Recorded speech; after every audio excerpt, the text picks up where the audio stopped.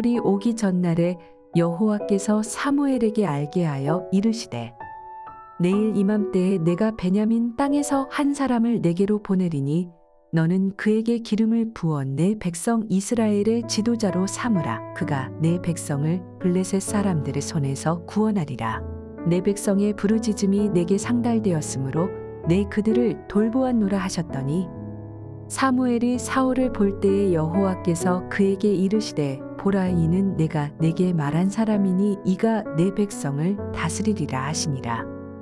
사울이 성문 안 사무엘에게 나아가 이르되 선견자의 집이 어디인지 청하건대 내게 가르치소서 하니 사무엘이 사울에게 대답하여 이르되 내가 선견자이니라. 너는 내 앞서 산당으로 올라가라. 너희가 오늘 나와 함께 먹을 것이요 아침에는 내가 너를 보내되 내 마음에 있는 것을 다 내게 말하리라.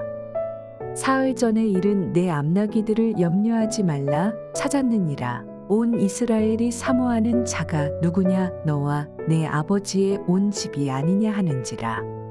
사울이 대답하여 이르되 나는 이스라엘 지파의 가장 작은 지파 베냐민 사람이 아니니이까 또 나의 가족은 베냐민 지파 모든 가족 중에 가장 미약하지 아니하니이까 당신이 어찌하여 내게 이같이 말씀하시나이까 하니 사무엘이 사울과 그의 사환을 인도하여 객실로 들어가서 청한 자 중 상석에 앉게 하였는데 객은 30명 가량이었더라. 사무엘이 요리인에게 이르되 내가 내게 주며 내게 두라고 말한 그 부분을 가져오라. 요리인이 넓적다리와 그것에 붙은 것을 가져다가 사울 앞에 놓는지라. 사무엘이 이르되 보라 이는 두었던 것이니 내 앞에 놓고 먹으라. 내가 백성을 청할 때부터 너를 위하여 이것을 두고 이 때를 기다리게 하였느니라. 그날에 사울이 사무엘과 함께 먹으니라. 그들이 산당에서 내려 성읍에 들어가서는 사무엘이 사울과 함께 지붕에서 담화하고 그들이 일찍이 일어날 새 동틀 때쯤이라. 사무엘이 지붕에서 사울을 불러 이르되 일어나라 내가 너를 보내리라 하매 사울이 일어나고 그 두 사람 사울과 사무엘이 함께 밖으로 나가서 성읍 끝에 이름에 사무엘이 사울에게 이르되 사환에게 우리를 앞서게 하라 하니라. 사환이 앞서감으로 또 이르되 너는 이제 잠깐 서 있으라. 내가 하나님의 말씀을 내게 들려주리라 하더라. 할렐루야, 수요일 새벽입니다. 오늘도 새벽 말씀 큐티를 통해 은혜 충만한 하루 되시길 소망합니다. 사울이 잃어버린 나귀를 찾아 오랜 시간 헤매고 있는 동안 하나님은 이미 그를 이스라엘의 초대왕으로 선택하시고 사무엘과의 만남을 계획하셨습니다. 그 만남이 이루어지기 하루 전에 하나님은 사무엘에게 사울이 찾아올 것을 말씀해 주셨습니다. 그렇게 두 사람의 운명적인 만남이 이루어졌고 두 사람은 깊은 대화와 교제를 나누게 되었습니다. 사울과 사무엘의 만남은 우연처럼 보이는 사건 가운데 이루어집니다. 본문 15절과 16절 말씀을 보도록 하겠습니다. 사울이 오기 전날에 여호와께서 사무엘에게 알게 하여 이르시되 16절 내일 이맘때에 내가 베냐민 땅에서 한 사람을 내게로 보내리니 너는 그에게 기름을 부어 내 백성 이스라엘의 지도자로 삼으라. 그가 내 백성을 블레셋 사람들의 손에서 구원하리라. 내 백성의 부르짖음이 내게 상달되었으므로 내가 그들을 돌보았노라 하셨더니 사실 사무엘은 사울을 만나기 24시간 전부터 사울과의 만남을 기대하고 있었습니다.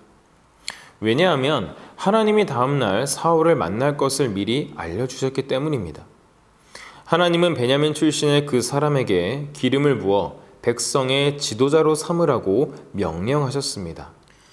눈여겨볼 것은 하나님이 사무엘에게 사울에 대해 말씀하실 때 흥미롭게도 그를 백성의 지도자로 삼으라고 말씀하신 사실입니다. 이 낱말은 왕을 뜻하기도 하지만 대제사장, 지휘관, 관리, 귀족 등 넓은 의미를 아우르는 용어이기도 합니다. 아마도 하나님은 의도적으로 왕이라는 단어를 사용하지 않으신 듯 합니다. 왜냐하면 하나님이 인정하시는 이스라엘의 진정한 왕은 오직 하나님 한 분이시기 때문입니다. 백성은 이미 하나님을 버려 눈에 보이는 가시적인 왕을 요구했지만 하나님은 여전히 당신의 백성을 사랑하시고 불쌍히 여기셔서 절망에 빠진 그들을 구원할 왕을 자처하신 것입니다. 지금도 우리가 왕으로 섬겨야 할 분은 오직 하나님 한 분뿐입니다. 어느 누구도 그 자리를 차지할 수도 대신할 수도 없습니다. 하나님만이 왕이시고 하나님만이 우리의 주인이십니다. 사울은 잃어버린 나귀를 찾아줄 선견자를 찾았지만 선견자 사무엘은 하나님이 택하신 지도자를 찾고 있었습니다. 사무엘이 사울을 처음으로 마주했을 때 하나님은 확실하게 그가 하나님이 정한 사람이라는 것을 알려주십니다. 17절 말씀을 보겠습니다. 사무엘이 사울을 볼 때 여호와께서 그에게 이르시되 보라 이는 내가 내게 말한 사람이니 이가 내 백성을 다스리리라 하시니라. 그렇게 두 사람은 운명적인 만남을 갖게 됩니다. 사무엘은 이스라엘의 정치적, 종교적 권세를 가진 사람이었음에도 불구하고 사울을 왕과 같이 대우합니다. 22절 말씀을 보시면 사무엘이 사환과 그의 사환을 인도하여 객실로 들어가서 청한 자 중 상석에 앉게 하였는데 객은 30명 가량이었더라. 24절 요리인이 넓적다리와 그것에 붙은 것을 가져다가 사울 앞에 놓는지라. 사무엘은 미리 청해놓은 많은 손님들 가운데서도 오직 사울에게 상석을 내어주고 요리인을 통해 미리 준비해 놓은 최고의 음식을 정성껏 대접하였습니다. 그는 사울이 왕이 되면 자신이 지금까지 누렸던 지도자의 권한이 끝나고 그의 아들들도 사사로서의 모든 권세를 잃게 될 것을 잘 알고 있었습니다. 하지만 사무엘의 관심은 오직 하나님의 뜻과 그의 나라에 있었기 때문에 사사로운 이익을 중요하게 여기지 않고 전심으로 새롭게 세워질 왕을 섬길 수 있었습니다. 마태복음 6장 33절은 이렇게 말하죠. 그런즉 너희는 먼저 그의 나라와 그의 의를 구하라. 그리하면 이 모든 것을 너희에게 더하시리라. 하나님의 계획이 성취되는 데에는 우리의 사사로운 감정과 이해관계가 개입돼서는 안 된다는 사실을 기억하시기 바랍니다. 사무엘과 사울은 산당에서의 만찬을 마치고 함께 성읍으로 들어갑니다. 그리고 둘은 지붕 위에서 이야기를 나누었습니다. 팔레스타인의 검은 밤하늘에 촘촘히 박혀있는 별들 아래에서 이스라엘의 마지막 사사와 이제 막 하나님의 택함을 입은 이스라엘의 초대 왕이 담소를 나눈 것입니다.